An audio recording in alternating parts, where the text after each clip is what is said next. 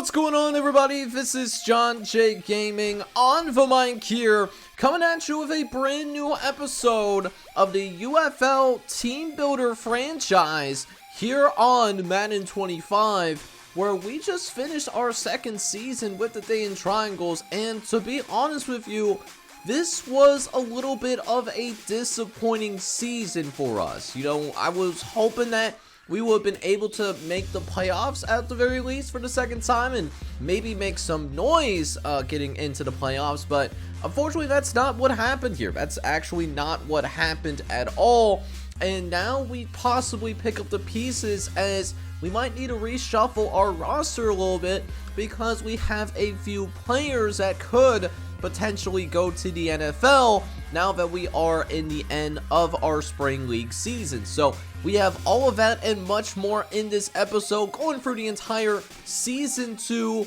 off season as we get ready to gear up for year number 3. So hopefully you enjoy the full video, man, and make sure you stick around long enough to find out how you guys could be more involved in this series in a more personal way. Hopefully you guys enjoy it. And so with that being said, guys, make sure you go ahead, smack that like button, hit that subscribe button as well if you enjoy the vibes here on the channel. And with that being said, man, let's go ahead and dive right into it. So when this season first started, I thought that we were going to be so much better than how our season actually came to an end. And a big reason for that is, one, you know, we had a team that had much of its core coming back after making a surprising playoff run in season number 1. But then season number 2 happened, and at first I thought, okay, things are going to be looking great here. You know, we have a good chance to maybe have a home playoff game, especially with how things started. You know, we beat Evansville at home, and Evansville was the team that did end up having the best record in the UFL, at least in the regular season. But then after our strong start, after our 5-1 start, that's when things completely went to crap after that. I mean, look at all these losses that we take, you know, in the middle part of the season. And these are all, for the most part, you know, one possession losses as well. Just found ways to lose in the middle of the season. And so by the time that we had the bye week roll around, we were under 500 in spite of the fact that we were 5-1 at the start of this season. And so while we played better in the last few games of the season, getting big wins against Vegas, one of the better teams in the league, destroying Pittsburgh, and then finding a way to lose a close one against Columbus. 2 close losses to Columbus definitely hurt as well. It hurts. It definitely hurts. You know, it was definitely like a too little too late type deal. And so missing the playoffs definitely sucks, especially with the way that we started this season out. And part of the frustration that I had, you know, in terms of how things went was that it felt like we wasted an extremely strong performance in terms of, you know, like various offensive players, at least from an individual standpoint. I mean, just look at the top performers on the right-hand side. Andrew Collar led the league in passing yards. He had over 5,000 yards and 41 touchdowns on the season. Paul Lashley finished in second for the rushing title. He had 17 touchdowns on the ground. And then Chris Saxton led the league in receiving. He had over 1,700 yards and 16 touchdowns over the course of this season. So, I mean, we had guys come out here and put up amazing numbers on the offensive side of the ball. Speaking of those numbers, we will dive into them a little bit more, though, as Collar, he was a little bit more erratic. I will admit that Andrew Collar was somebody that, while he threw for a bunch of touchdown passes and he threw for a bunch of like yards, he was someone that made more mistakes, I felt like. Even though his passer rating was above what it was last season in his rookie campaign, he turned the ball over almost twice as much as what he did last season. So while everything is trending in a positive direction, like touchdowns, yards, passing attempts, and like completion percentage, like those are all up, at the same time, I really felt like, you know, Andrew Collar also made more costly mistakes than what we saw in his rookie season. As for rushing, you know, we're definitely going to have to find a way to replace the production of Paul Lashley. You know, this was somebody that ran for 1,100 yards and 17 touchdowns. And so really one of the interesting questions I think is going to be posed here is, you know, who's going to be that starting running back in year number 3 with Paul Lashley likely going to the NFL? While Nathan Thompson had the most opportunities late in the season, we do have a couple of other running backs on the roster that we certainly want to look at. Joe Spears is one of them. He was mostly a special teams player for us. And then Brian Lawrence was somebody that we brought in after Paul Lashley was forced on the IR. And so we gave him a chance, and he wasn't great, 8 carries, 17 yards in his only game that he played in. So, with that being said, definitely some room for improvement here in the running back position. It's going to be very interesting to try to figure out how we're going to move on at the running back position if Paul Lashley does end up going to the NFL. For receivers, it might be the same way here for Chris Sexton. Now, I feel a little bit better about our receiving core going forward because there was a couple of players in particular that stepped up for us, in our receiving core. Jason Bingham was on one of them, and going in, he was the wide receiver free, but we did also bring in Sham Johnson as an undrafted free agent, and then DeAndre Bossier, who was a late round draft pick. And so there was a lot of pressure on Jason Bingham to try to remain in this starting lineup, but Bingham, he held his end of the deal, almost had 1,000 yards, had 11 touchdowns. He was actually a sneaky red zone friend for us as the season wore on, which was really interesting to me. I thought we were going to have more of that from Grayson Heineck. Now, Heineck still ended up producing 800 yards, 3 touchdowns, but really not that same red zone threat that I thought that we were originally going to have. Leon Thomas had a solid season with 700 yards and a couple of touchdowns. Paul Lashley had 500 yards and 8 touchdowns. But someone that I want to get on the field a little bit more often going into season number 3 is definitely DeAndre Bossier. Now, when DeAndre Bossier was actually able to get on the field, he was pretty solid, man. 20 catches, 260 yards, even had a reception touchdown as well. This is a guy that I really want to keep an eye on, someone that could slot in as possibly that wide receiver free next season as we get into year number 3. But we saw a small sample size. We'll see if he can sustain that when he does get more snaps next season. And then, we had a few other players that, touched the ball occasionally over the course of the year. But I think the biggest thing that held us back this season was we just did not perform well defensively. And I don't know if it's a scheme issue or if it's a skill issue. But, we had guys that are going to make a name for himself. Like Dylan Wright is a perfect example of that. Dylan Wright could be someone that's also going off to the NFL here in the offseason. I mean, 94 overall already. He's got the superstar X factor. He's one of the best linebackers in the game. So it made me extremely interested in what happened in terms of, maybe we just don't have the right kind of linebackers and corners. I'm not sure what happened, but we did have a few guys that have over 100 tackles on the season. Dylan Wright, Ricky Roberts, and Niles Cotton did have over 100 tackles on the season. Niles Cotton, I thought, was a solid free agency pickup, but, maybe we need to do a little bit more from the free agency side of things moving forward. But one thing that we didn't necessarily struggle with as much is, we were able to get to his quarterback quite a bit this year. Matter of fact, we had 2 separate guys that had double-digit sacks over the course of the season. Cameron Spencer did lead the team with 13 sacks, and then Matt Weaver, he wasn't too far behind. He had 11 total sacks, and doing it as a defensive tackle, where defensive tackles are more likely to see like double teams. So that's really impressive to see Matt Weaver still have that kind of production, even though he was double teamed a little bit more often. Dylan Wright even stepped in. He had 8 sacks. Harold Perez had 7.5. And then the only other person that had 5 sacks was Daryl McLeod, who was another defensive tackle. One thing I want to make sure we get more production from, at least from a sack standpoint, was that defensive end.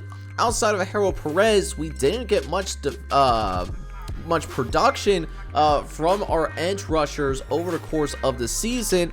Like, for example, like the defensive players that we brought in over the course of the season, like Von Red and George Sharp. Like, neither of those guys really did much like in their rookie seasons. So I need more from guys that, maybe pegged as future starters someday. We did also force a handful of turnovers, as we only had a few guys that had more than 1 interception. Dylan Wright, Ricky Roberts, Paul Bass, and Jared Strong all had multiple interceptions. But, there was a diversity of folks that were able to force a turnover. Cameron Spencer, Matt Weaver, Niles caught it, and Dario Allen all had an interception. But the rookie from Southern Utah, Chris Gentry, was the most notable in this regard. While he didn't see the field very much, he showed some potential of being that, basically like that sixth man off the bench in basketball. I think he could definitely have that solidified role next season, depending on how his development is, because when he was on the field, he actually was somewhat impactful, and that includes that 92-yard touchdown that he had to help tie things up when we were playing against Columbus a few episodes ago. We did also have some forced fumbles, and it looks like Dylan Wright had multiple forced fumbles, with Paul Bass and Harold Perez getting involved. Somehow we have more fumble recoveries than actual forced fumbles, which I don't know how that works, but Harold Perez picked up 3 fumbles, while Dylan Wright had a couple himself, and we found a way to get a couple of safeties. Harold Perez and Dylan Wright, they were both able to get safeties. So while we had, I think, good individuals, I still think maybe there's some things that we could do defensively. I don't know if that's us looking for like a new coach on the defensive side of the ball, or we need another year to, really make sure that this system gets going. Feel like I just got a defensive coordinator last offseason, so I think I want to give it at least one more year. And if we don't see any improvement from a scheme standpoint, then maybe we'll look for a new defensive coordinator after year number 3. Now, to give you guys a rough idea of how rough it was for us in terms of the exceeding of expectations, we had more than just 1 or 2 people actually go to the NFL that was on our roster last year. We actually had 3 guys that were on our UFL roster that got NFL invites and stuck onto either an active roster or made it onto at least a practice squad. The one guy that did make an active roster is Dylan Wright. He was our star linebacker, and he is going to get enough love from the Los Angeles Chargers to not only make the active roster, but he's also going to come in and be the backup left outside linebacker for this Los Angeles Chargers squad. We did also have a couple of other guys from our team make it onto at least a practice squad though. Chris Saxon was one of those guys. He was the leader in receiving yards, and he actually is going to be sitting on the practice squad for the Dallas Cowboys. But with a 70 overall and at just 24 years old, there's a reasonable chance that he can be on an active roster someday. And the same can also be said for Paul Lashley, our star running back that we had in the backfield. He does make the practice squad for the Arizona Cardinals, and at 71 overall, I think he has a reasonable chance of also making it onto an active roster at some point in his football career. As for other players outside of our team that made the jump from the UFL all the way up to the NFL level, we have the LA Wildcats DB Roderick Ogletree. He played at strong safety for the LA squad last season. Well, he is not only going to make this Arizona Cardinals roster, but he's also going to make it as a guy that is going to be on the active roster as well. He's going to be the backup strong safety for the Arizona Cardinals. Also making an active roster is Jamario Poyer out of the Chicago Enforcers. Now, we haven't had a chance to play the Chicago Enforcers yet, either in preseason or the regular season, but make no mistake, Jamario Poyer was an excellent football player of his past couple of years, and so really happy for Jamario Poyer getting his NFL opportunity as well.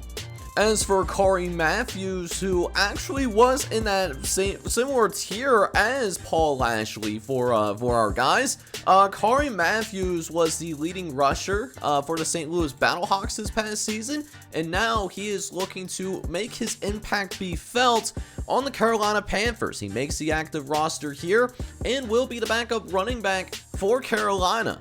Now, this one surprised me a little bit because he was a 75 overall, but Kerry Haynes finds himself here on the Denver Broncos, but he doesn't make the active roster, which I was really surprised about. You see, by a 75 overall, he's someone that's genuinely good enough to actually play not only on the active roster, but could see legitimate playing time. I would imagine that this would not last very long, as the Arizona Hotshots player is going to look to make his presence felt.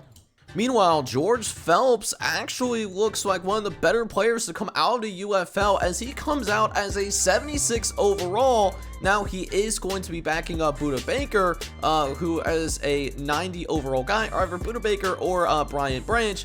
Either way, he's a backup player here on the Detroit Lions active roster, but this former safety from the Eugene Chiefs, who he did actually go up against this season, he is probably going to be one of the better backups in the NFL and probably could stand out as a pleasant surprise as well. As for Stephen Dyson, Stephen Dyson does sort of make it onto an NFL roster, but he makes it on the practice squad for the Miami Dolphins. So we also had another tight end that was on here last year from the UFL, so it seems like the Dolphins kind of like bringing in former UFL tight ends. Stephen Dyson, though, out of Oregon, and the former Seattle Sea Dragon, though, I imagine he'll have a hard time seeing the field in the NFL just because he is 30 years old and he only translates to a 63 overall. It's going to be tough for him to stick on an NFL roster long term. However, the same might not be true for Carson Eubanks. Now, Carson Eubanks isn't the most athletic safety, and that's why that does hold him back a little bit here, like in these overalls, but, you know, still a very good coverage safety, you know, in spite of his lack of athleticism. He probably would be better off as a linebacker, but Carson Eubanks does carry a hidden depth trait, and the former Salt Lake Condor does happen to have some ball skills, at least well enough to be a backup on the San Francisco 49ers.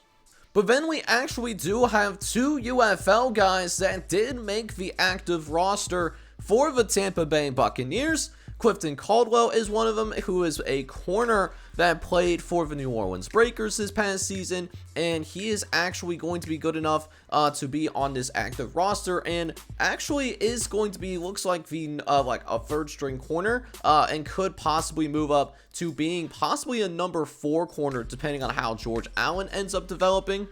And then Jacoby Wilson, who played for the New Jersey Generals this past season, he also makes the active roster for the Tampa Bay Buccaneers. Now, Jacoby Wilson is 28 years old, so this 69 overall is probably his upside. That being said, though, there's only a couple other defensive tackles on this Buccaneers roster, so there's a reasonable chance that actually Jacoby Wilson could see playing time as a quote-unquote rookie.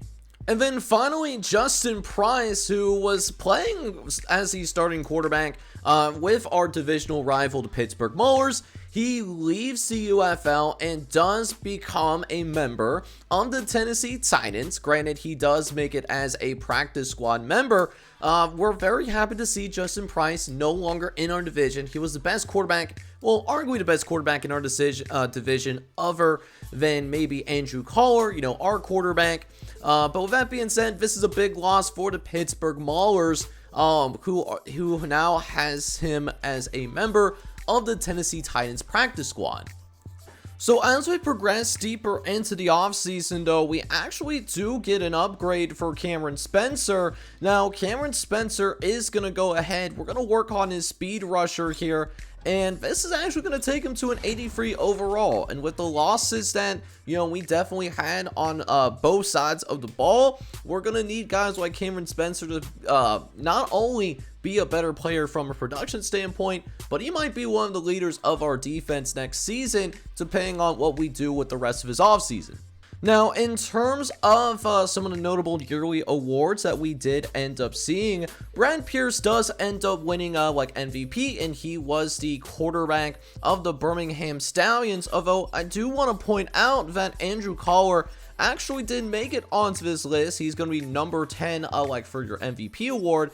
And then Antonio Pierce actually also ends up winning Coach of the Year for the Vegas Vipers, leading Vegas to one of the best records that we've seen in the regular season.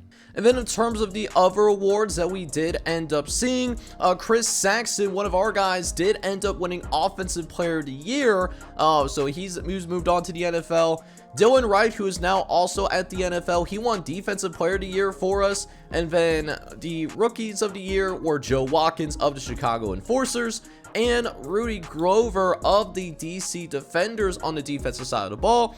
What ended up happening was that the St. Louis Battlehawks who were the 7th seed in our conference. They ended up going all the way into the Super Bowl, and they end up beating the Eugene Chiefs 21-17 being your final score. So St. Louis does end up winning the Super Bowl.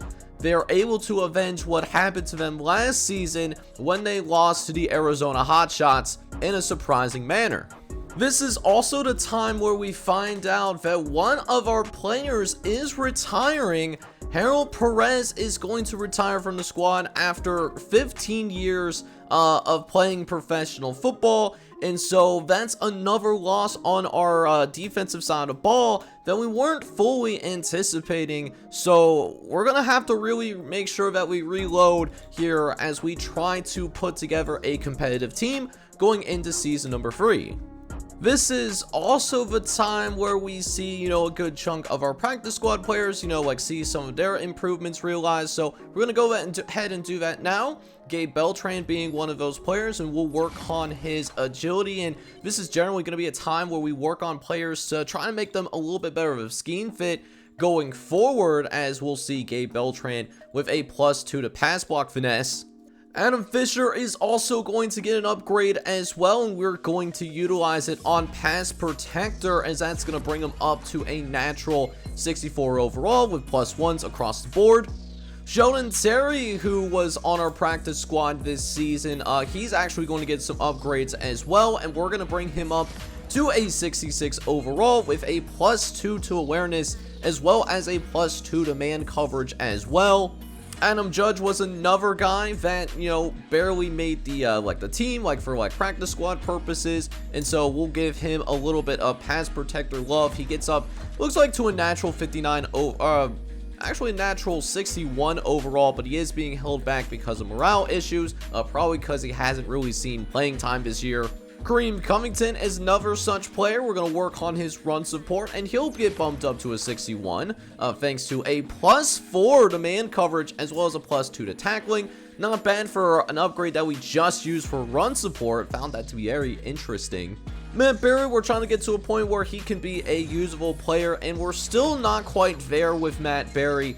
With even the agile upgrade, he's still going to remain at a 59. At 25 years old, I don't know if Matt Berry is ever going to turn into a player that will be someone that makes the active roster, let alone starts. And then finally, Daryl Bronson is the last upgrade that we have, and Daryl Bronson actually does get up to a 60 overall, thanks to a +2 to power moves, among other things.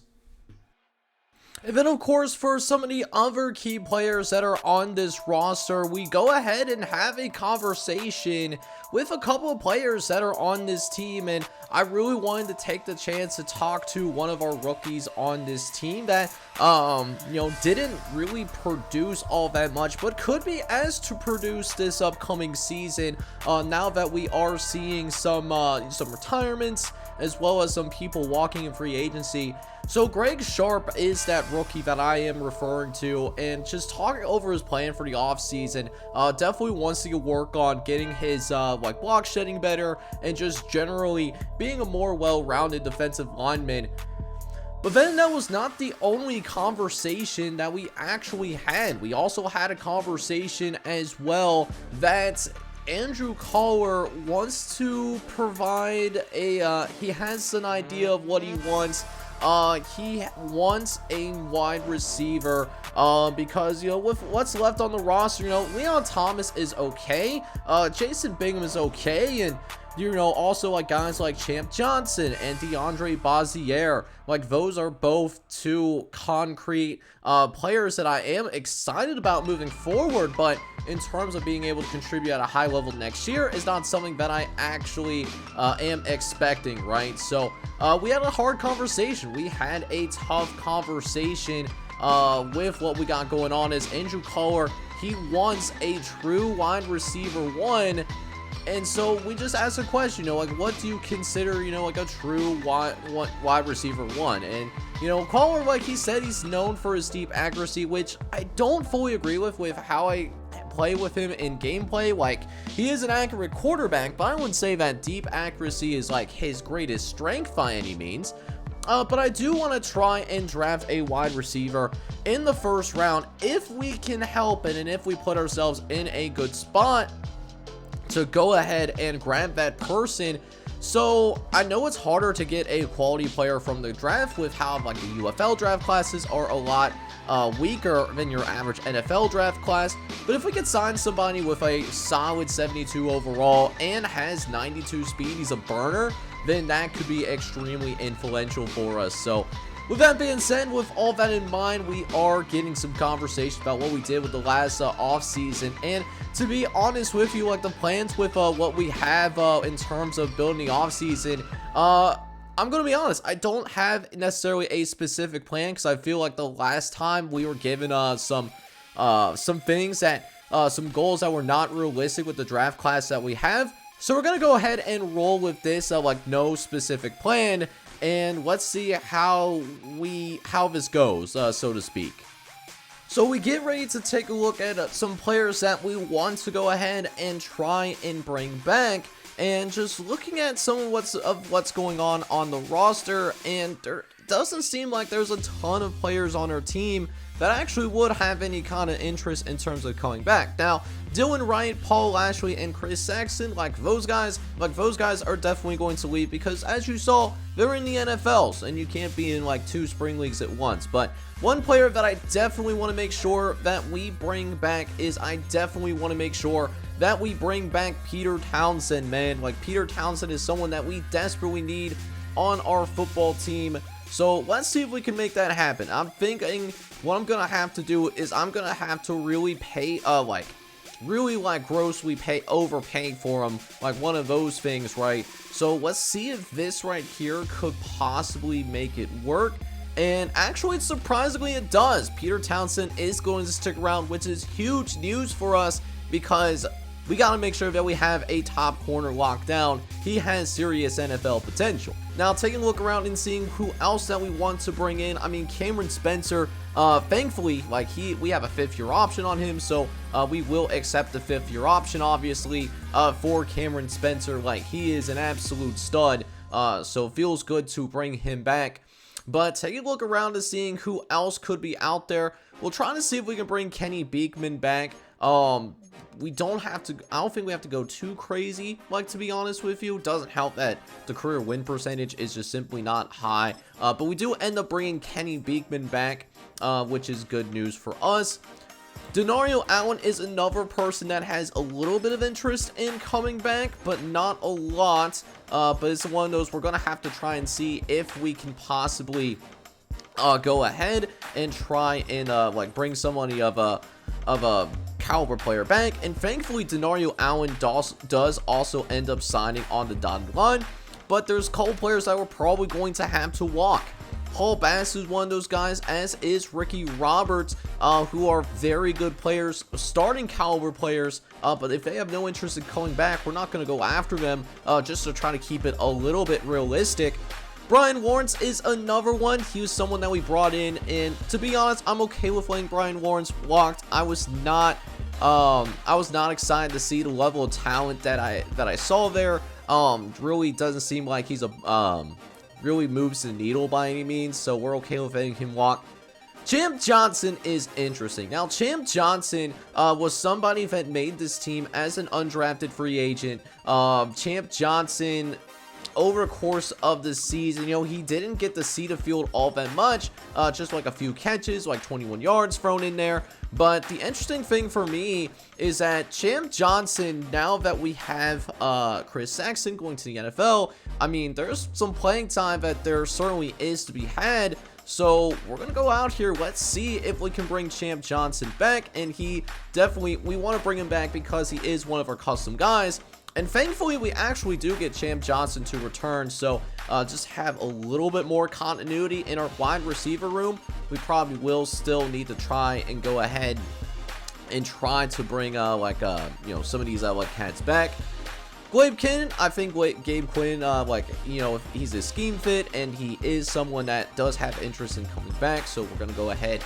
We are going to sign Gabe Quinn to a contract as well. And then looking around to see who else that we want to go for. There's a couple of other guys that I think we want to try and make it work. Dwayne Simmons is one of them. He's a backup receiver. We don't need to go too crazy. Let's see if he goes for 1.5, and he does. So he'll be back for another year. And then Shaquan Bernard, he is, we'll see if he goes for like a $2.1 million cap hit, and we will. So notable guys that we're going to have leave are Paul Bass, Ricky Roberts, and Brian Lawrence. But thankfully, we don't take too many huge hits beyond that. Nathan Thompson having no interest definitely hurts as well. We're going to have to try and see if we can find a way to address our running back room here in the offseason.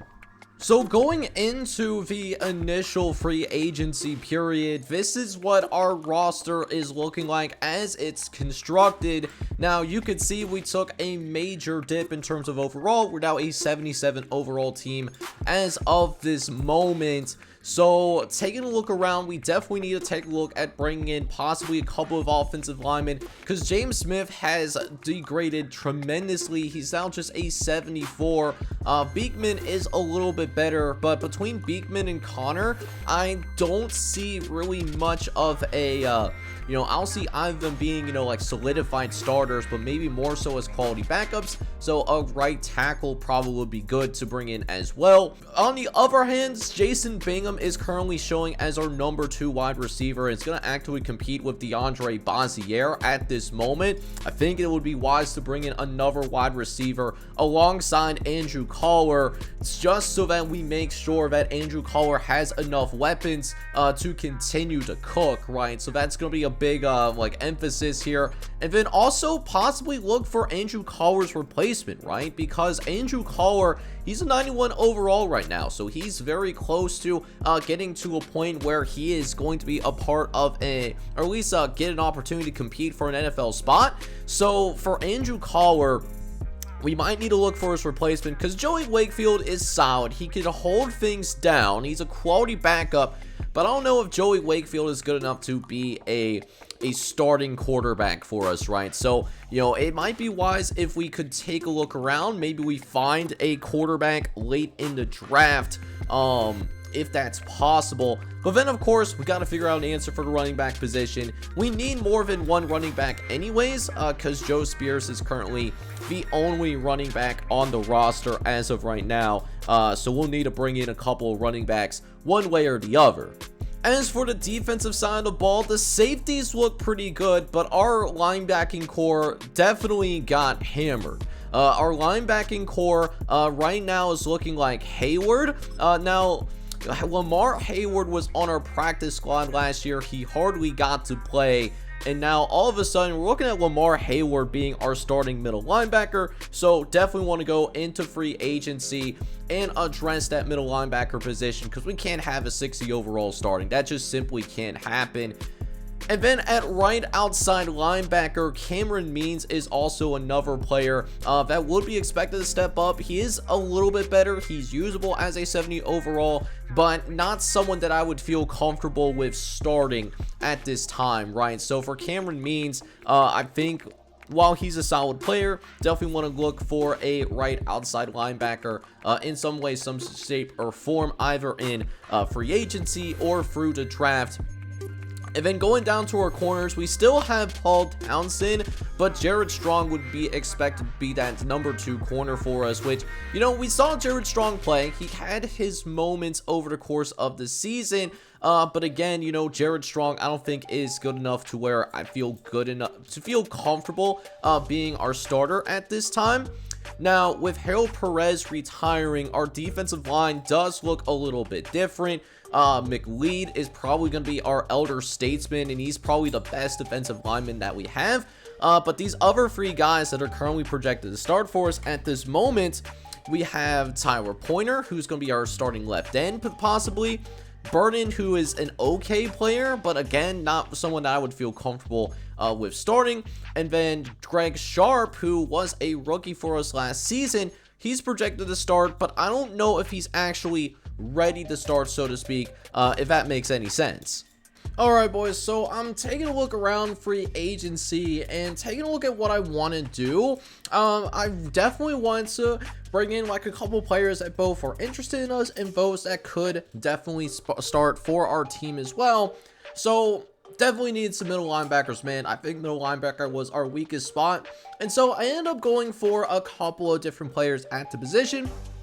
Paul Hitchens was really interested in us and really does help fulfill a need. While he doesn't have as much upside as maybe like a Jordan Baptiste, who I did also go for as well, Paul Hitchens is at least good enough to be a decent starter on our team. So I definitely want to bring both of these guys in so that we can get that desperate thing that we needed, and that was to upgrade at the middle linebacker position.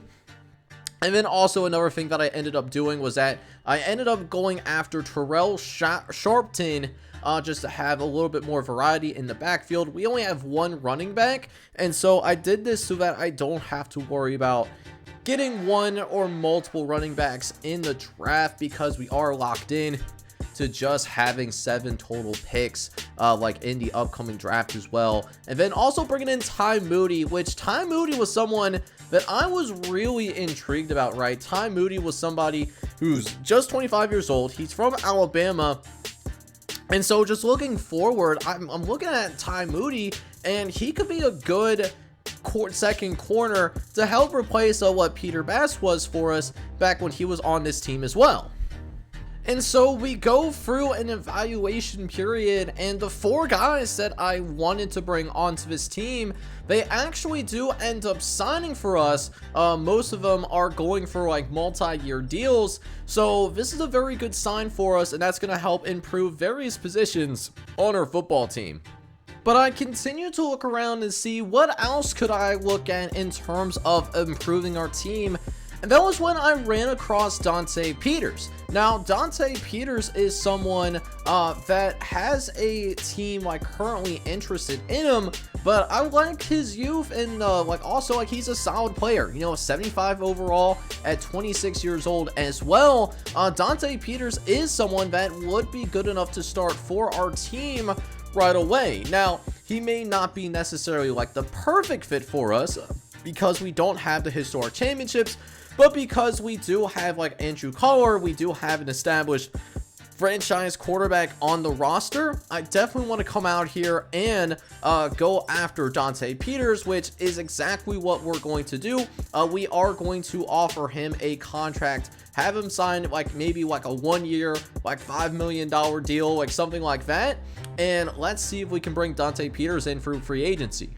But unfortunately, we were not as fortunate as we were competing with the Charlotte Knights for Dante Peters' services, and it looks like Charlotte did end up coming in and putting in a slightly better offer, to which he would be more like excited for than what we are. So we end up losing out on Dante Peters, who will end up signing for the Charlotte Knights. So that was the only like defensive lineman that would probably be good enough to start for us for sure, and is really interested and be a good fit.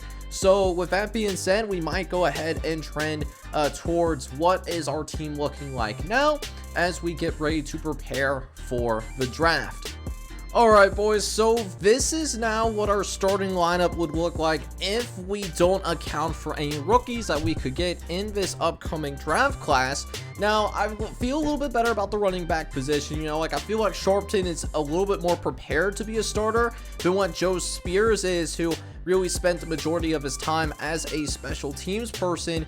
We still have some full holes to fill on multiple sides of the ball, on both sides of the ball, right? Like I still need to look for a wide receiver. Definitely want to try and find a couple of offensive linemen that could potentially start for us in their rookie campaign. And on the defensive side of the ball, I want to look for people that are going to provide like more of an impact as edge rushers, because, you know, like Tyler Pointer, like in Von Red, Red and Sharp were drafted last year, and I don't know if they're really going to be capable of being starters, at least like as of today. So I definitely want to improve like that part of the room.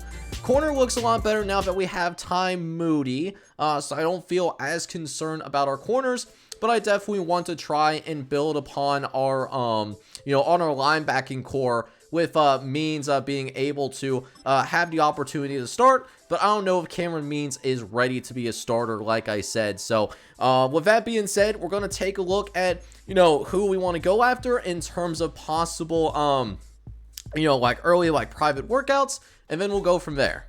Now, one of the things that I did want to go ahead and do is that I do want to honor the promise that I made to my franchise quarterback that we would look for a receiver like in the first round. And if that opportunity does become available, I definitely want to live up to that. But I don't want to just get a wide receiver in the first round just because of the fact that we just promised that. We got to make it at least get first round value, if that makes any kind of sense. So we have an opportunity to do private workouts, and I'm taking a look at a few different guys, mostly at the wide receiver position. I'm taking a look at Jalen McAllister. He's a playmaker out of Washington State. He's 6'1", 214 pounds. Looks like somebody that could certainly be a solid player for us, but we want to see what that catch in traffic is. And then I also want to take a look at Jeremiah Gales as well. He's a little bit on the smaller side, like 5'9", 180 pounds, but is more of a deep route runner.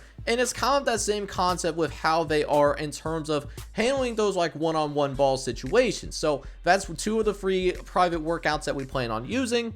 And then the other person that I really wanted to take a close look at was also from Georgia Tech. Stephen Dwyer is a speed rusher from the Yellow Jackets, and Stephen Dwyer looks like a solid football player, right?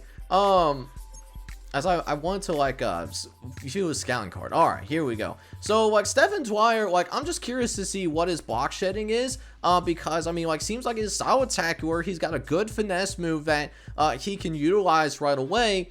The power moves would need a little bit of work, but if this block shedding is pretty decent, then he's someone that maybe we can go after, not necessarily in the first round, but possibly in the second round if the opportunity does in fact become available. So we're going to go ahead and use it on those free guys, and then we'll keep it pushing and get ourselves closer to draft day.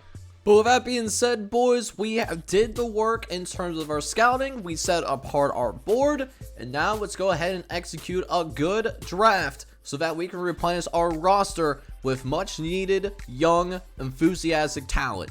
So with that being said, it looks like the Philadelphia Stars do get the first overall pick, and what we'll end up doing, we are picking at number 16, so we're right smack dab in the middle, and we're kind of in this awkward spot of mediocrity where we are just good enough to compete for playoff spots, but we're also not in a spot to where we're not a championship team, which I was hoping that we would be better than what we were this year, but it just did not necessarily happen that way. We'll go ahead and advance this first pick because I do want to see who ends up being the first overall selection, and it looks like the first pick that is going to be made by the Philadelphia Stars are going to be made by Tyler Carmichael.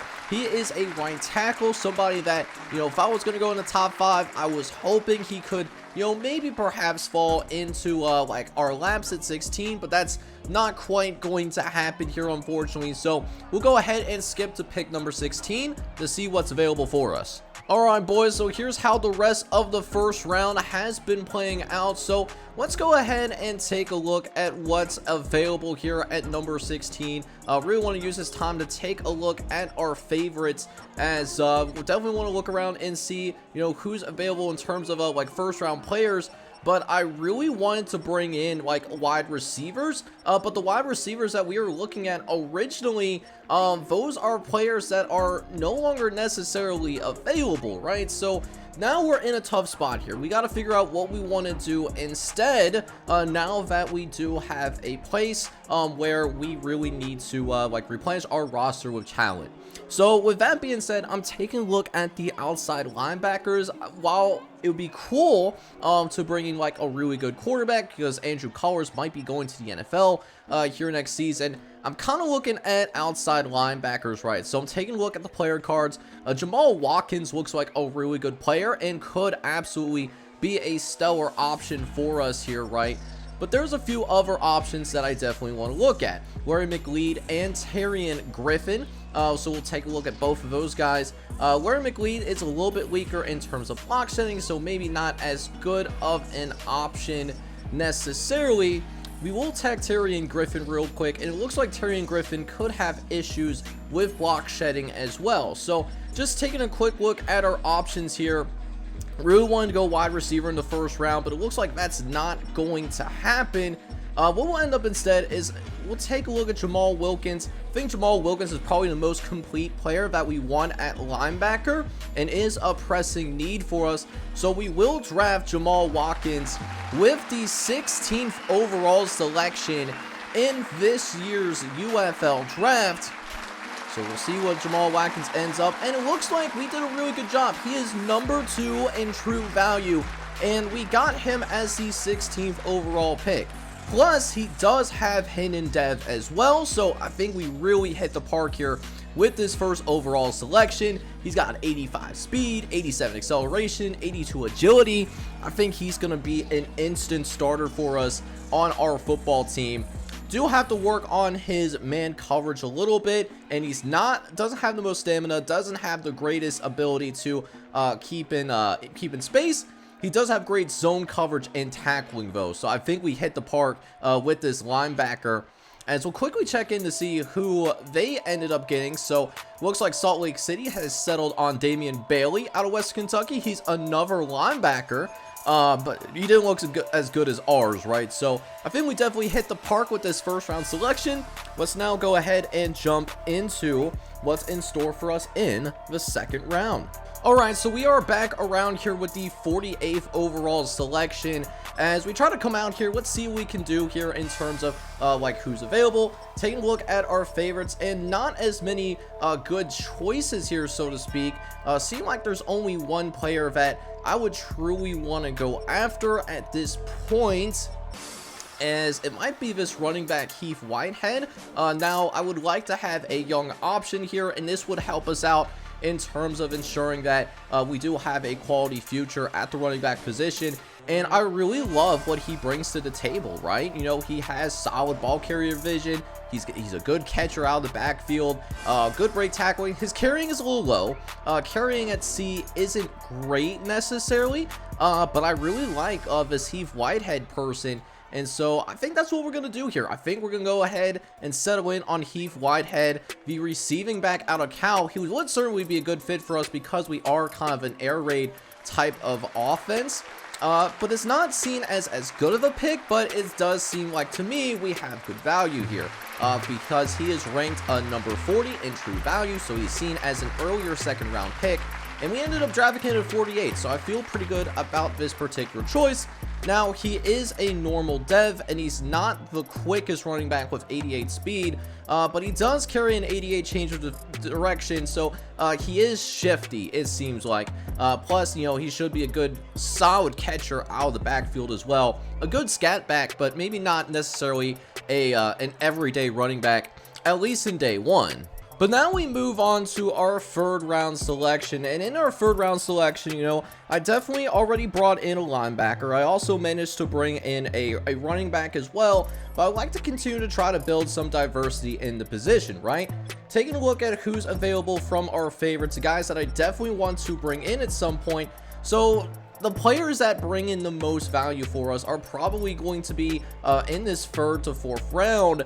Don't know if we want to necessarily go to where we get another running back, or do we possibly reach here and maybe go for like one of these players that are in the trenches, right? So we'll take a look at these like linebackers, see if there's like good options here in terms of linebacker. Pemberton looks interesting. He is a solid tackler, it seems like, but his block shedding does bring like a little bit of you know, like something to question for sure. David Russell out of Oklahoma State also kind of has the same thing, but he does have great zone coverage. And then we're starting to run out of time here, so we can get this out soon. Johnny Sullivan actually looks like the most complete player, so even though we just got a linebacker in the first round, I think like to ensure that we get the most value here, I think the move here is honestly going to be Johnny Sullivan. Could be like a future starter for us down the line, could be a rotational piece. as we'll see what he ends up being. And Johnny Sullivan, he's right on the money, number 79 in true value. We draft him at number 80. He is like a lowing tackler that really misses, but he is a little bit on the slow side. Even though 84 speed, I don't think it's that bad. He does have 86 excel, 79 strength, so a pretty strong player in my opinion. Someone that, you know, that definitely can be molded into a starter someday. So now we get ourselves going here into like that day free area and now we try to figure out what we want to do in terms of day number 3. And this is where I kind of want to make my money, because we didn't bring in like quality players like in the last draft class. Not a ton of options here left. Now, Pemberton is still available if we want to go after Pemberton. Bryant is certainly an option as well, but here's where I kind of want to go in a different direction, right? So I'm looking at a couple of different spots we can go. Either we can go for a tackle or we can go for a defensive lineman. Joe Kilmer looks okay, but definitely doesn't instill like a ton of confidence, if that makes sense. Lipton is kind of seems like someone that's an okay player. He is like a best fit for us. Max Spitzer is a little bit on the older side and kind of like that same thing here. And then Ternell Agnew looks like he has only 1 D. So we'll take a look at Kilmer here one more time. It looks like Kilmer is kind of same spot. It's got 2 Ds. 2 Ds there for Braxton Linden. Spicer's got 2 Ds. So I think, even though Agnew is a little bit older, I think Agnew might be the most well-rounded. So we're going to go Terrell Agnew here in the 4th round. And he's giving us a D-. Ooh, we might have missed on Terrell Agnew then. Number 244 in true value. So probably like a 7th round pick maybe at best. Probably someone that's better off being like an undrafted like free agent, like that kind of player. So that's tough. He is incredibly strong, but 65 speed, he's very slow for an edge rusher. So maybe not the best selection. Might see some time in the practice squad. Alright, so now here we are here in the 5th round of the NFL draft, as we'll go ahead and take a look at what's to come here.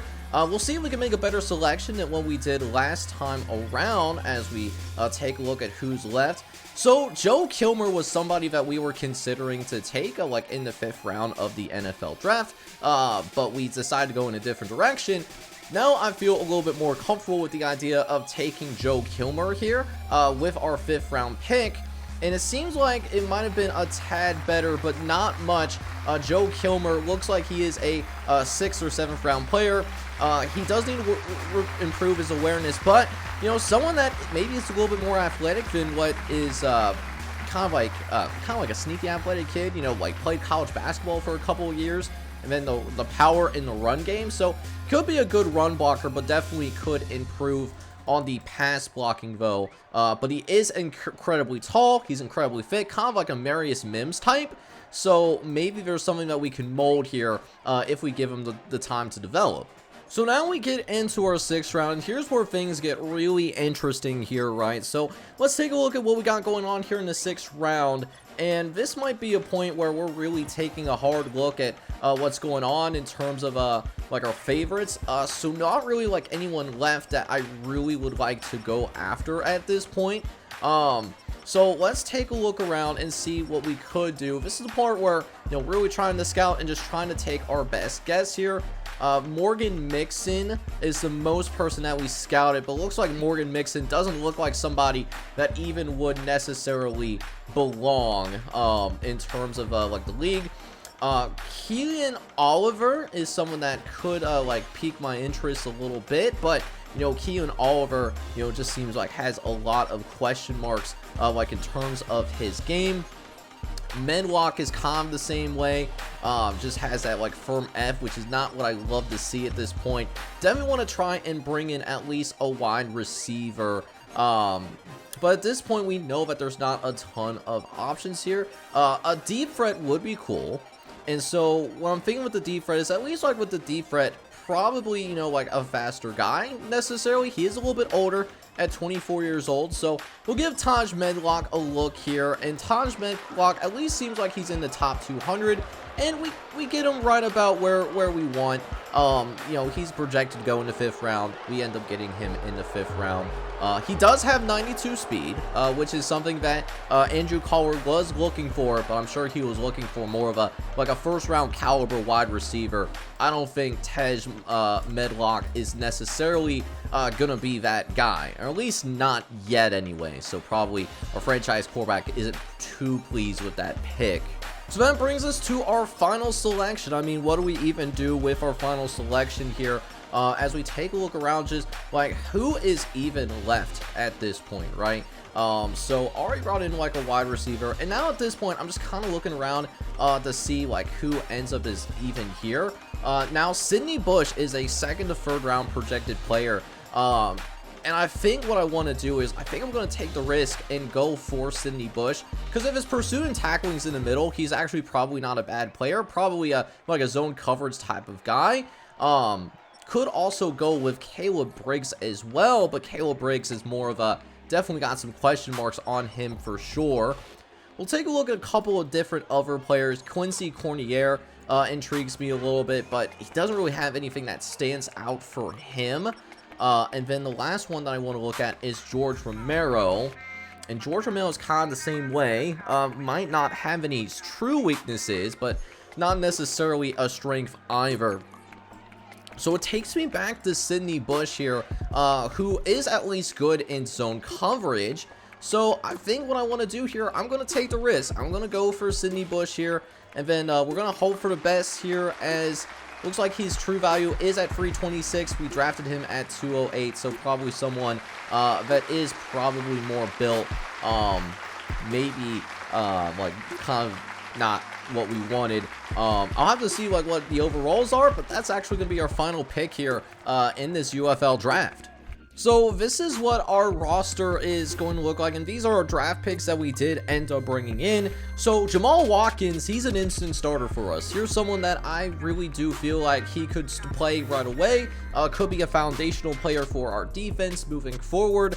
We did sign a couple of other solid players. I mean, like Heath Whitehead definitely is someone that could fill in as a backup right away, and then Johnny Sullivan, it was probably ready to play right now, kind of on that lower end. Terrell Agnew and Joe Kilmer are both guys though that are probably going to need time to develop, and so is Sidney Bush, who there's probably a reason why he nearly fell out of the draft completely, even though he's a 2nd and 3rd round projected pick. Taj Medlock, however, out of Lehigh, is someone that probably could see the field in a limited capacity, and he does have 92 speed, like we mentioned, so we got him a speedster, just isn't like the complete player that maybe we were ultimately looking for, right? So definitely could still be a weakness as we're trying to plug some holes with this roster. But with that being said, guys, while I am on this screen, if you want to like replace like any of these guys to be a custom player, definitely let me know.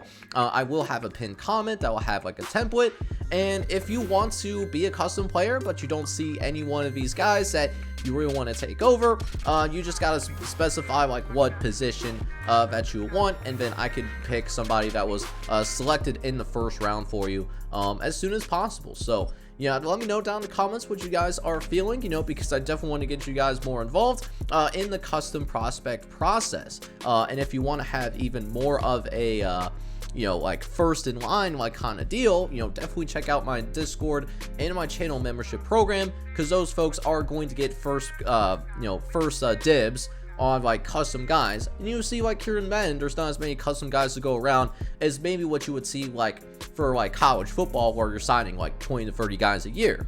So with us being about on the verge of getting ready to start the the preseason, and I definitely want to jump into the moments of all the preseason games, because I want to take a good look at what our roster is. This is a time where I try to find like some diamonds in the rough, or like guys that are like generally scheme fits, right? So I'm gonna go and bring in Caleb Robbins just to have another camp arm, someone that could maybe develop into a backup quarterback. He is a scheme fit for us, and you know, he is a rookie. He is going to be an undrafted rookie, but you know, someone that maybe we could mold into a backup quarterback for us someday. As for a wide receiver, what I definitely want to do is I want to bring in like a higher quality wide receiver, someone that could at least like be a bridge, at that second wide receiver position, because I don't know if Jason Brigham is truly ready for that. I think he's better off as a free. So we end up like taking a look at who's available in free agency, and we notice that Will Hunter is still here.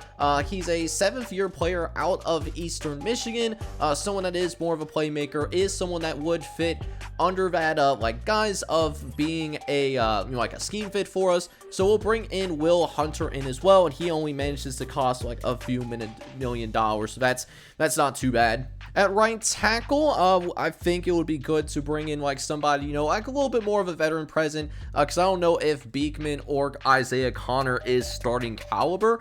So Joseph Knighton is available, and while he is a little bit on the older side, like 31 years old, so he probably has one more year of starter football in him, he does have that mentor tag on him, and I think that's extremely important, knowing that we're going to take a look at, like maybe having that position worked out. So Joseph Knighton can at least be a good bridge player, at least while we still try to figure out what we want to do with the right tackle position in the long term. For defensive tackle, though, at this point, I am looking for like just to bring somebody into camp. And Forsyth Joseph, who did not get drafted in this past year's like UFL draft, he is available for us. Just need someone to fill in as like that third like string defensive tackle, just to have an extra body in camp. So we'll definitely bring in Forrest Joseph in to be that extra camp person, and who knows, maybe he could develop into something when we put them on the practice squad or something along those lines. And I think that's going to be what I want to bring in terms of like maximizing like how many people that we want to have on the team. We'll have 67 bodies going into the preseason. We're going to have to bring this down to like really a 53-man roster. So not a ton of cuts, or at least not as many cuts that we would necessarily need to make. But guys, remember when we talked about how we didn't have a specific plan, so to speak? With that being said, the word got around about that press conference, and the team is not really happy about it. So that really did not work at all. On the bright side, though, we do have a upgrade for one of our defensive ends, and we are going to actually use it on Trey Dawson. Trey Dawson is a like a power rushing type, and because we are in the preseason, I think this is a good time to really work on fits of schemes to maximize the talent that we have on the roster. So Trey Dawson is going to jump up to a 66 overall, which is solid, but not a liquid or a gas by any means. He does have a +3 to power moves because of that, as the third year from Washington looks to make a little bit more of an impact here in season number 3, at least for the the preseason as of right now.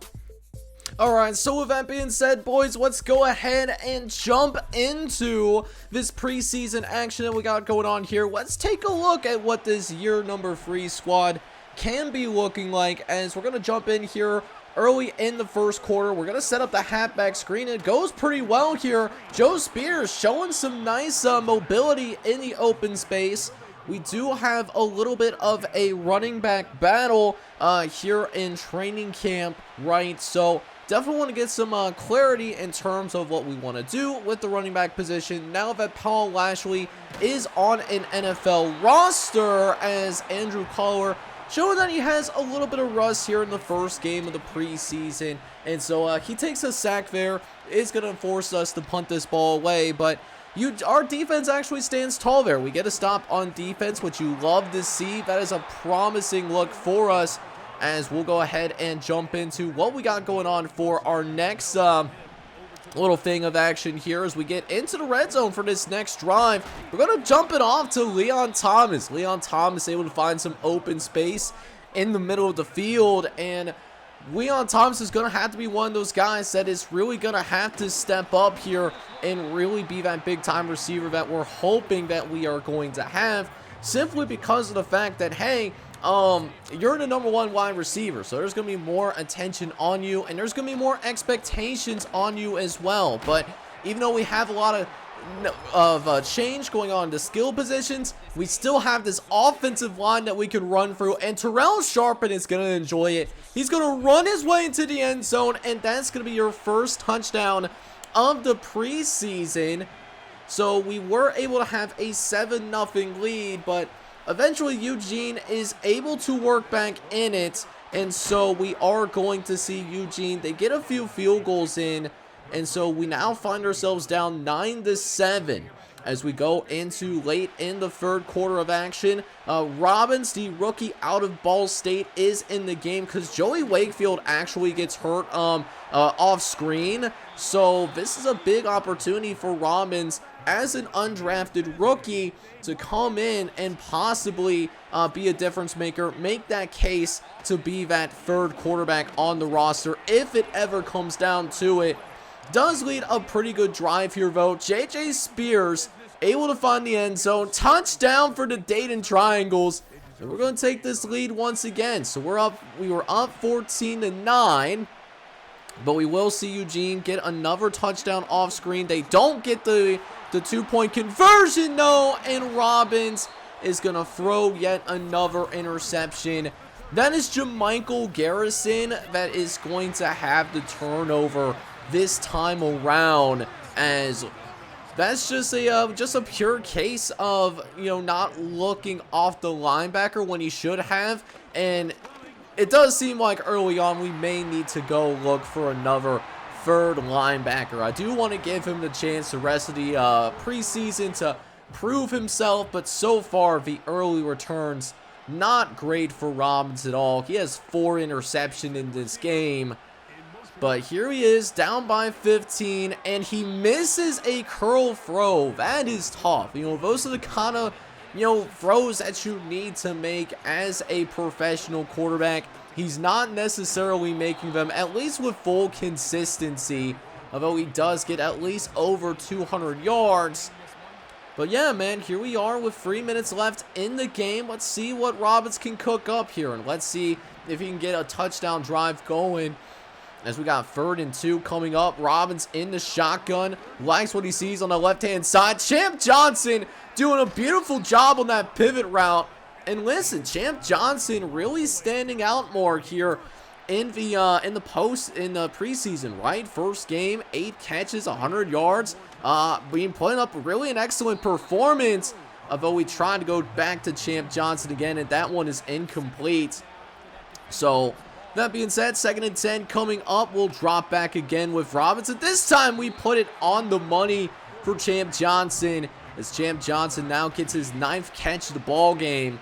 And we're now closing in on a red zone opportunity where we go with a little bit of play action. Robbins looks over to right-hand side. And what about Champ Johnson coming down with that ball? That was some tight coverage.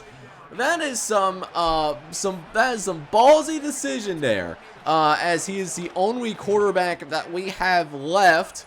Man, that is some wild stuff that we are actually seeing right now, man. And it eventually leads to Delane Simmons finding the end zone here. He's going to score. And so we're down by 8. We got a chance to come back and possibly tie this game. We just got to stop him here on 3rd and short, and we can't do it.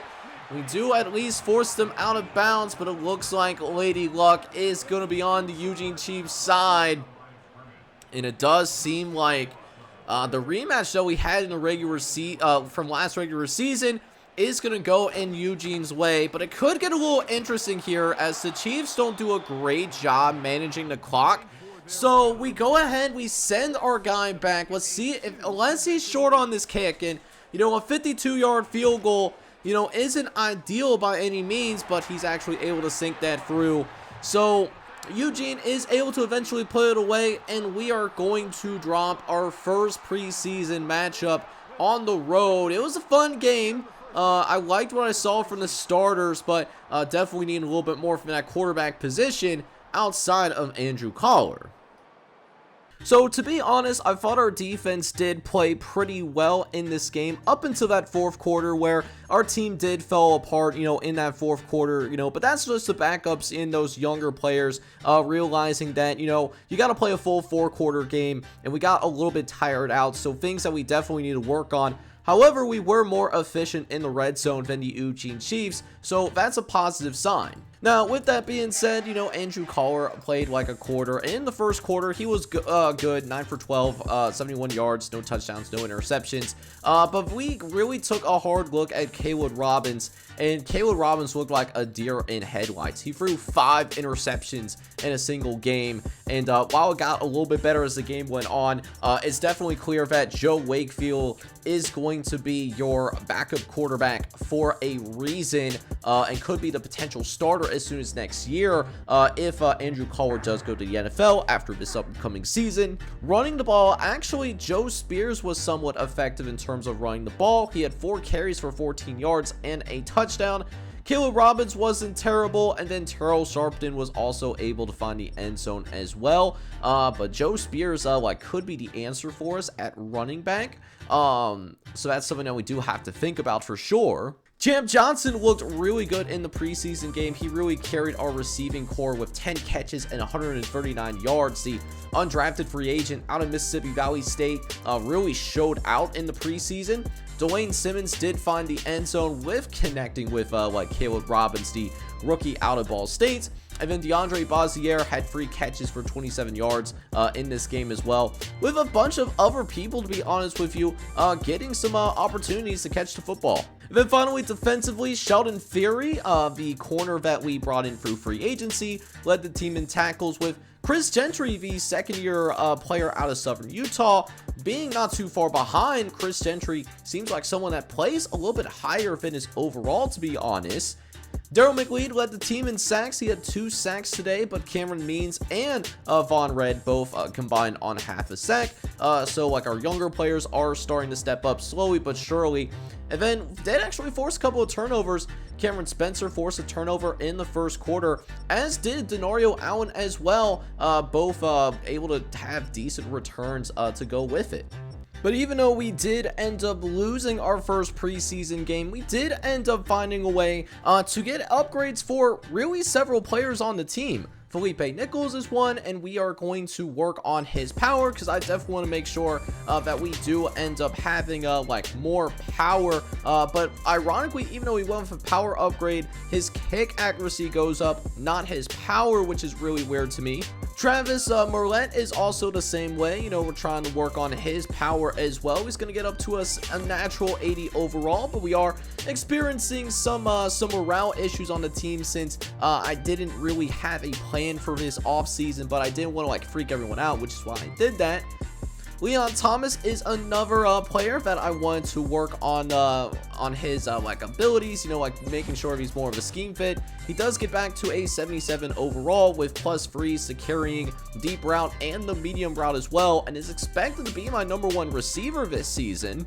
Jamal Watkins is our rookie, and Jamal Watkins looks like someone that could be a very promising player for us. We're going to move him up to a 76 overall with a +2 to play recognition, and he's more than halfway to finding out what that hidden dev trait is for our first round pick. Greg Sharp was someone that we drafted in one of the early rounds last offseason, and so he'll get an upgrade as well. Could be someone that is going to start for us with that +2 to finesse moves. Jared Strong is another guy that's going to be our number 3 corner this upcoming season. We'll work on his man-to-man, and Jared Strong will now be a 71 overall with a +2 to play recognition as well. Cameron Means had the sack, and he was someone that was going to be a starter for us until we made some good pickups in the draft, as well as, a little bit of help in free agency as well. Cameron Means is still a solid player at 70 overall and should be an impactful backup for us with that +2 block shed. Heath Whitehead is the running back that we drafted, I believe, in the 2nd round, and so we'll go with the elusive back upgrade, and he's now going to be considered a scheme fit, even though we did not get an improvement in overall. Still +3 in spin move and a +2 to juke move as well. Tajay Medlock is another rookie that we ended up bringing in as well, and we go with the like the skill position, and he actually jumps up 2 overalls in one go, which does help that he gets like a +4 to catching, +3 to release, and then +2s to short route and spec catching as well. So improving 2 overalls in one go, that's definitely going to help his case out. As for Quinn Gisley is someone that we had on the team for, a couple of years now. And, he's a decent player. He's good enough to, maybe be a backup if he does make the roster. But he is a fringe, roster player. So definitely someone to keep an eye on. Joe Kilmer is another rookie that we brought in kind of towards that later end of the draft, and decent player. He's going to get up to a 64 overall here with the agility boost of +3 to run blocking, +2 to finesse, +2 to the pass blocking as well. And then the last player that we had was Rakeem Marsh, which Rakeem Marsh played a little bit better than the 57 overall that he was. Does he make the roster? I truly don't know, to be honest with you, but he does get a +2 to medium route running, which does help him out some. Now, with that being said, we did pay quite a bit of a price to pay here, as Joey Wakefield ends up tearing his labrum. So Joey Wakefield is going to be out for the rest of the preseason, but next week we will get back Peter Townsend in the next game, and that will at least give us a better idea of how good our defense is going to be now that we will have our lockdown cornerback. So that's a big reason why Caleb Robbins, the rookie out of Ball State, was in the game a little bit more often because of that injury to Joey Wakefield. But before we get into our second game of the preseason, we do have a few more upgrades that we want to take care of. Grayson Heidick, our superstar tight end, is certainly one of them, and we're going to work on his vertical threat, who is going to bring him back to a solid 83 overall. He's going to have a +2 to catching as well as release as well. And really excited to see what Grayson Heidick can do here in year number 3, as he's going to end up being one of our best receivers that we have on the team. He's probably going to be our top option. Denario Allen is still around though, and Denario Allen is also looking to be one of the leaders of our defense. Definitely some new faces on the team. And so with his upgrade, we are going to get him up to an 82, and in particular, he is going to receive a +2 in tackling as well. And then once again, we see Jamal Watkins get a player upgrade, so makes me think that he might actually be like a superstar to start things out, which would be very exciting if that's the case. He's now already up to a 78 overall, as he has a +2 to awareness. He's going to be a fun player to watch this season if he remains healthy. But as we continue to progress through the preseason, it turns out that we do have a little bit of a position battle that we got going on here, right? So the media over in the Gem City, they definitely wanted to ask us what's going on in terms of this position battle and kind of what we are looking for, as it looks like we have a strong safety position battle that we got to go ahead and get through. It's between Niles Cotton, who we brought in through free agency, and then Daryl Upshaw, who has been a part of this team the whole time that we've been kind of trying to develop. And so this could be Upshaw's best chance possibly to go ahead and get that opportunity to move forward and become the starter instead of being like a rotational / backup player like the whole time. Now, with that being said, we do get some other questions that they are looking at, and they want to take a look at some of the roster questions that we have.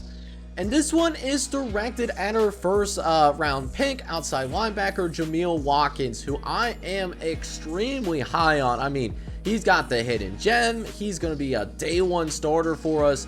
And I think for me, the biggest thing that I want to see from Jameel Watkins is that play recognition. I want him to be able to recognize when it's truly a pass play, when it's truly a run, so that we don't get fooled as easily by those play action passes, something that did absolutely hurt us as a team last season. But now we go ahead and jump into that second game of action, and this one is, I don't know how it worked out this way, but it's supposed to be the Philadelphia Stars. I don't know why it's showing like Baltimore as the city name, right? It's a little bit weird to me, to be honest with you, but with that being said, Collar does have a red zone opportunity and drops it right in the bucket. Touchdown, Dayton. And the Triangles are going to strike first with a strike to Stanley Bryant. Somebody that we brought in. It's kind of like an extra training camp body. Well, he makes his presence felt with the first team guys. And we are going to go ahead and take a 7-0 lead early. But Philadelphia is going to try to strike back as Sullivan is going to nearly lead them into the end zone there.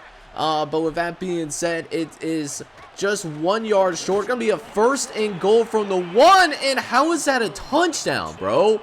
Ain't no way that is a touchdown. Like, I know like the refs are going through the preseason process as well, but there's no way that was a touchdown. Just absolutely no shot whatsoever. But you know, it is what it is. You know, bad calls happen all the time, and I'm sure we got some bad calls like over the first couple of years doing this dynasty, as we will go ahead and see Philadelphia get another score on the board. This time it's Jamie Ringer, and it gives the Philadelphia Stars a 14-7 lead. So a good chance here for Andrew Collar to try to lead a 2-minute drive. See if he could lead the drive to ultimately allow us to tie this game up, as right away we see that there is a flag being thrown onto the field. We'll check out what the penalty is. And it's going to be a holding penalty. There is literally going to be holding called on us on James Smith. Now, James Smith was a very good offensive lineman for us last year, but seems like he has regressed tremendously, but not Leon Thomas, though. Oh my goodness, what a head tap. And that is going to put Dayton in threatening position as Collar looks over the middle and finds the Hunter, who's going to pick up the first down and will help move the sticks for the Dayton Triangles. As now we're just 10 yards away from punching it into the end zone. We try to set up the halfback screen, and oh my goodness, if we were able to get that out to Joe Spears, that was going to be a walk-in touchdown. Instead, it's going to be 2nd and 10. Collar looking over to the left-hand side, finds DeAndre Bossier, and we're only going to be delayed by 1 play, but the second-year custom is going to find the end zone. Touchdown, Dayton. And we are all knotted up at 14 now. Could be in for a very exciting preseason game, as Cameron Spencer wants to add on to the fun. As Cameron Spencer not only getting the sack, but he's also able to get the fumble as well. And that's going to be recovered by one of his teammates. So we get a defiant stand before we get out of the first half. And things will remain tied at 14 apiece. Now, with that being said, now that we are in the second half of action, though, this is the time for us to go ahead. And I want to take a look at our backups, and I want to see if Caleb Robbins is able to respond after throwing 5 interceptions in that first preseason outing. He did get rushed in, almost throws one right there, was trying to throw one over the middle to Champ Johnson, but threw it behind him, so not a great throw at all. And so it leads to a 3rd and goal from about the 6-yard line, as we'll go ahead and set things up here. Robbins going to drop back the pass, throws over the middle, and finds Champ Johnson. This time throws it to where it needs to go. Touchdown, Dayton! And Champ Johnson, the 2nd-year player out of Mississippi Valley State, the Delta Devils product, gives Dayton its first lead of the game. So we now find ourselves up 21-14 as we look to see if our boys can get some kind of defensive stand going, as we got 1st and 10 later on in the drive. Looking over to the left-hand side, and I don't know how that was caught. That was a tight window, but I gotta give credit to the concentration, though, as that will ultimately allowed this Philadelphia Stars team to tie things up here. And so that takes us into the 4th quarter of action, where Philadelphia is trailing by just a field goal. But this Philadelphia Stars squad is trying to put together a pretty solid drive themselves, and not a liquid or a gas either. 3rd and 10 though, throwing over to the right-hand side as Armstead's still in the game, one of the star players on this Philadelphia squad. And so we do force them to get a field goal, but I found that to be very interesting that they ended up bringing in their they actually had the audacity to keep one of their starters, not just a starter, but like a key starter in a 4th quarter of a preseason game. Just very interesting to me, right? So it's time ball game here, 24 all, as we're in the 2-minute warning. Robbins looking around, just trying to find someone to get open, but it just wasn't happening there, and so just kind of threw that one into the dirt. Like, kind of a throwaway, but not a throwaway. It's going to be 3rd and 8. I don't mind the decision as we try to run for the first down for Joe Spears, but we actually had a couple of misses on the blocking. And so a big decision here, 51-yard field goal. We'll just go ahead and trot out Felipe Nicholas, the kicker out of Findlay. And that kick is going to be up, and that's good. So we will have a 3-point lead, which means I need my defense to make a stand, and we're good to go. As now Philadelphia throwing over the middle, and that's going to be caught for a first down. Will just be enough to move the sticks as Philadelphia goes into its no-huddle offense.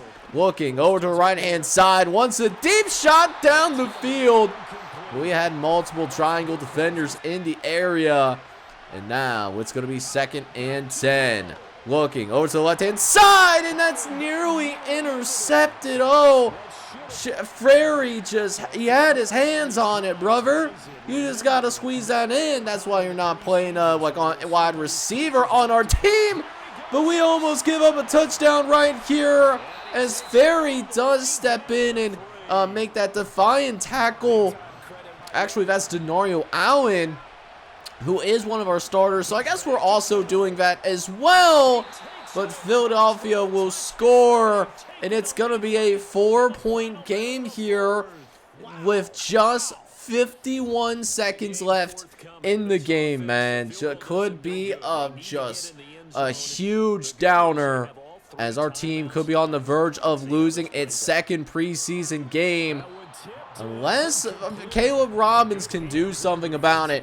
Huge drive here for the rookie quarterback. Can he lead a game-winning drive? Robbins drops back. He doesn't like what he sees downfield. He's going to scramble, slides down, and we will use one of our timeouts. We still have a couple of timeouts remaining, but we still have about 60 yards to go. Robbins going to try to get a decent amount of them right here and gets it. And we will use our 2nd timeout. Robbins looking very precise on this drive so far. We'll see if that continues as we throw over the middle. We find Jason Bingham. And at this point, we can't wait any longer. We're going to go into our no huddle. Robbins, very next play, fires again, looks for Jason Bingham again, and he scores! Touchdown, Dayton! And Jason Bingham is going to score the game-winning touchdown for the Dayton Triangles, man. Let's go, baby! So we end up winning a thriller after all as we take down the Philadelphia Stars. 34-31 ends up being your final score. We win our first preseason game of the year. So this ended up being a little bit more of a back and forth game than what I anticipated, but we found a way to come out on top, and notably our backups on the offensive side of the ball certainly look better than what we did in the Eugene Chiefs matchup, and we're able to win our first game of the preseason because of those good vibes that we're having on our squad. Now, Andrew Collar wasn't perfect in this preseason matchup, 12 for 17, did throw an interception, but did throw for a couple of touchdowns and threw for 191 yards. Caleb Robbins is actually developing quite nicely. He learned from his mistakes in the first preseason game, and he threw 200 yards and 2 touchdowns when he took over in the second half. However, with that being said, I still want to try to find a way to get our running backs more involved in the game, because we cannot have a spot to where both of our quarterbacks, who each played one half apiece, lead the team in rushing, and then our running backs combine for 15 yards, and that's it. We gotta be better than that. Receiving wise though, Leon Thomas led the way with 5 catches and 80 yards, and Will Hunter, our new wide receiver that we brought in through free agency, did have 65 yards. Jason Bingham is continuing to fight for his number 3 wide receiver spot, and he had that big touchdown at the end of the game. But Champ Johnson is making quite a push himself. He had 4 catches and 54 yards, also found his way into the end zone, as did Stanley Bryant, who we brought in as kind of like a bridge backup piece. DeAndre Bazier only had that 1 catch in the first half, but he made the most of it, turning it into a touchdown. As for our squad, Jamal Watkins, our rookie linebacker, actually led the team in tackles. He had 7 total tackles in the game. Paul Hitchens, our free agent acquisition, had 6. And then Jared Strong, who's been a part of the team for quite some time, also had 6 total tackles in the game. Did get a little bit more pressure though. Trey Dawson, the 3rd-year player out of Washington, was able to get a sack. And then the 4th-year player out of Florida, and Cameron Spencer, was also able to pick up a sack as well. But we had multiple turnovers forced in this game though, which was pleasing to see. Jordan Baptiste, who we signed through free agency, was able to get an interception, which was cool to see. And then Cameron Spencer, who had the sack, was also able to get the forced fumble, and that ended up being recovered by Daryl McLeod. So our defense is making some plays, even though they may have been giving up more points. But I think if we have our starters in the whole game, I think that we would see more production and a lower points per game overall. So Champ Johnson has been making some noise this preseason, so he is able to get a upgrade because of that. And so we'll work on his playmaker, because this is a good time for us to work on the scheme fits primarily. And he jumps up to a very nice 69 overall because of it. He gets +2s to deep route and short route running as well, so that should help out the cause indeed.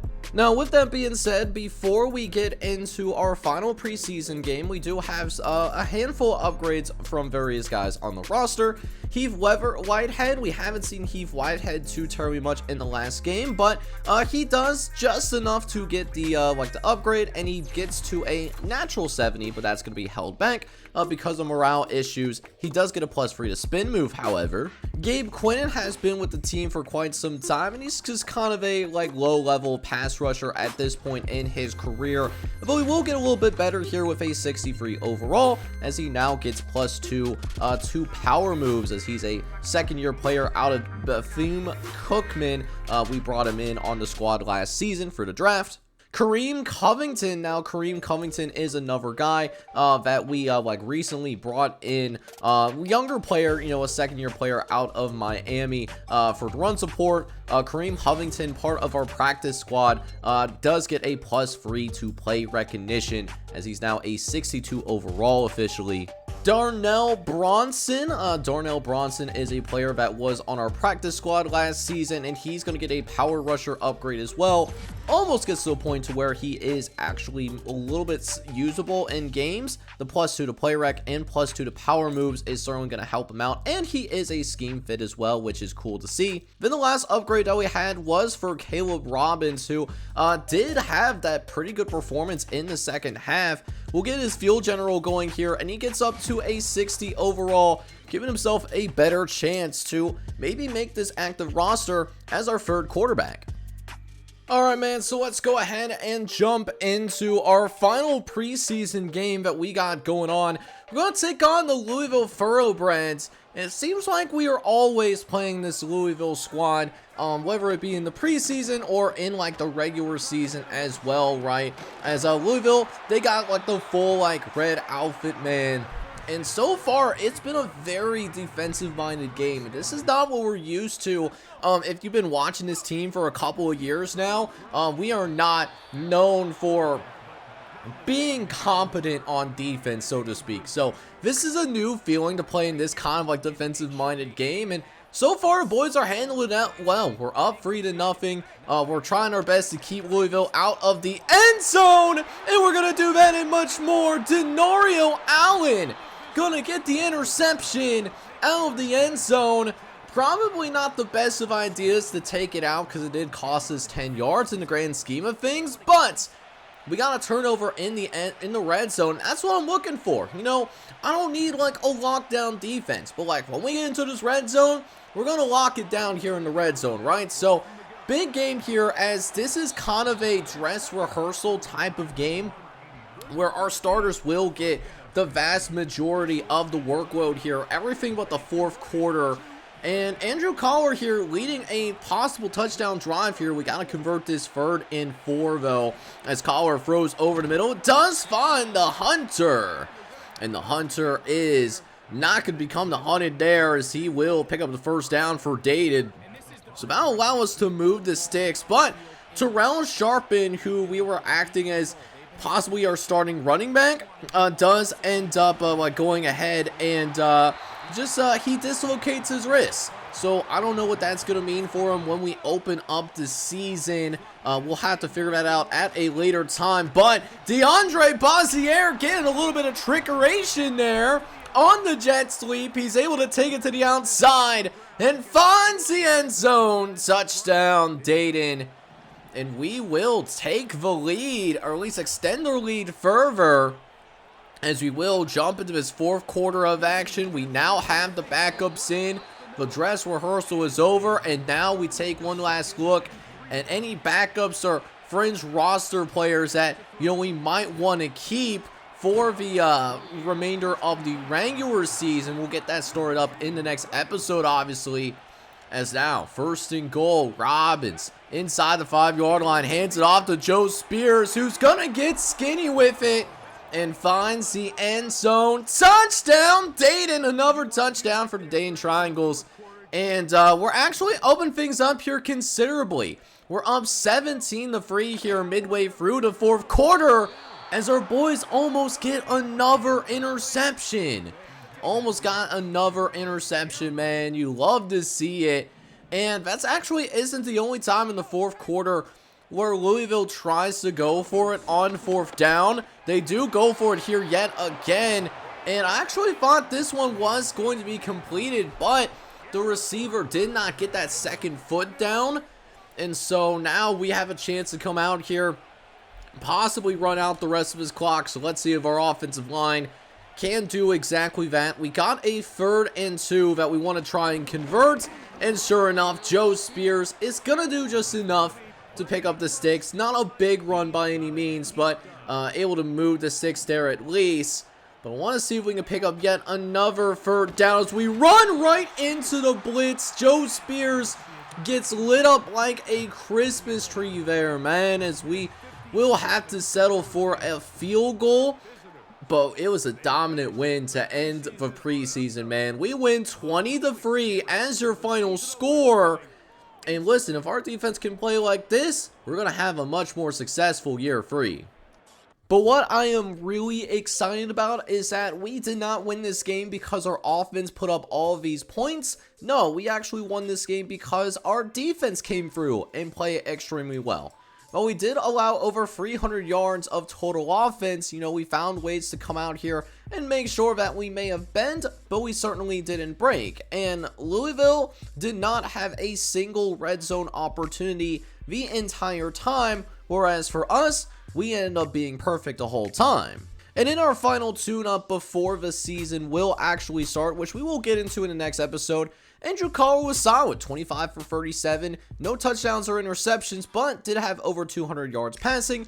Caleb Robbins came in for the final quarter and looked pretty good as well, to be honest with you. For the running game is getting a little bit better. This is better than what I saw in the second game at least, but still some room for improvement for sure. Joe Spears had 25 yards and a touchdown in this game, and it makes me wonder if we should start him over Terrell Sharpton or not. DeAndre Bazier was also able to find the end zone off of his lone carry. For the receivers, Leon Thomas led the way. He had 7 catches for 68 yards in this particular performance.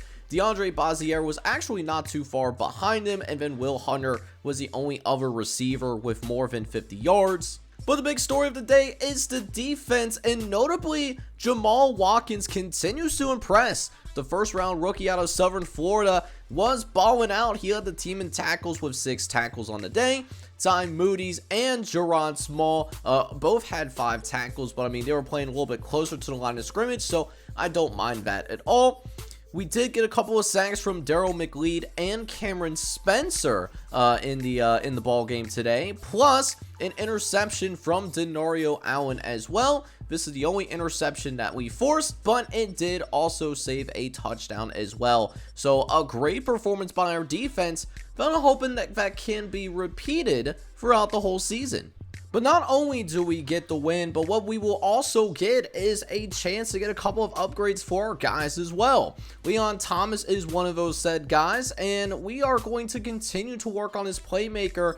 Really need him to have a big season, and he does get to a natural 78, but he is being slightly held back by those morale issues that we're still facing. But he gets up multiple pluses onto multiple items, including awareness, ball carrier vision, a +3 in carrying, a +4 to the deep route, and a +2 to release as well. So you love to see all of those things happening right before our eyes.